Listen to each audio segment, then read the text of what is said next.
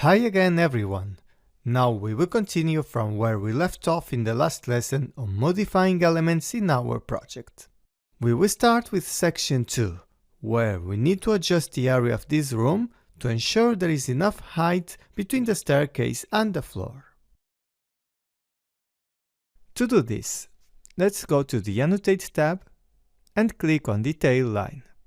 With this command, I can create lines exclusively for the current view. Usually we use them to show a detail in the drawing, or in this case, it will help me to modify the room above the stairs. Let's start drawing the line from the floor. And I'm going to make for the height 2200 mm of length. Then, draw a new line to the right until it matches the exterior support of this stair.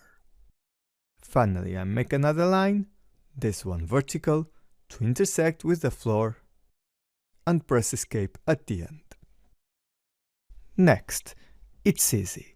I only need to move this wall, it's this one on the plan, to align with the detail line below. As you can see, I can pick up the wall and drag it, but sometimes it's hard to have a good accuracy with this method.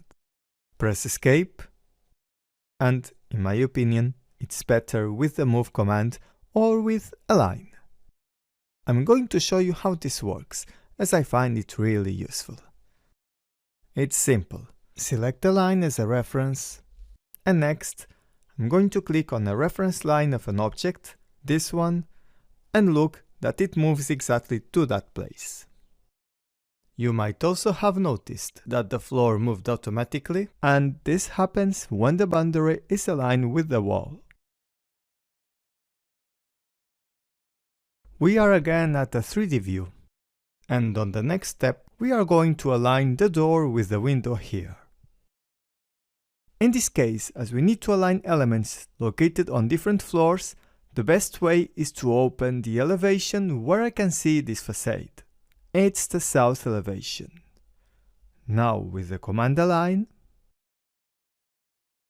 first I need to set a reference line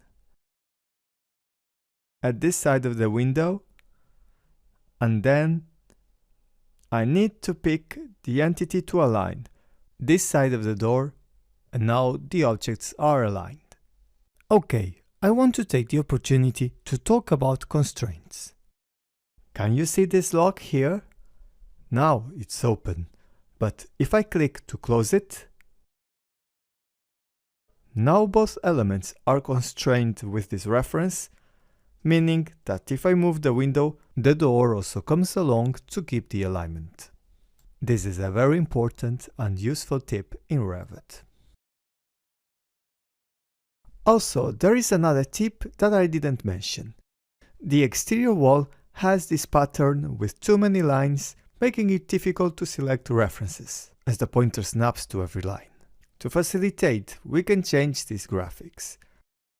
Let's select the wall, go to Edit Type, click on Edit Structure, and now we have to go to the Finish Face, click in the Material,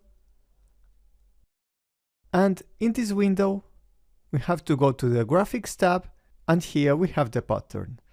I'm going to click on it to change it, and in this list, let's go to the top and select No Pattern. Finally, click on OK, close all these windows, and now it would be easier if I want to make modifications here. I'm going also to change the visual style to this one, shaded. It's more interesting.